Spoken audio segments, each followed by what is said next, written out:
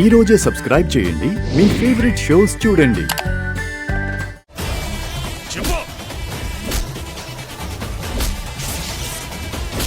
Inspector గారు, మీరు చేస్తుంది కరెక్ట్ కాదు. మీ వాడు చేసింది కరెక్ట్, మేం విచారణ చేయడం మాత్రం తప్పు అంటారు. హంతకుడని నా కొడుకు మీద నిందని ఎలా మోపుతారండి? విలన్ మీ సుపుత్రుడే అని మాకు అర్థమైంది. ఇన్స్పెక్టర్ గారు, ఇప్పుడది ఎట్టి పరిస్థితుల్లోనూ బయటికి రాకూడదు. Okay madam.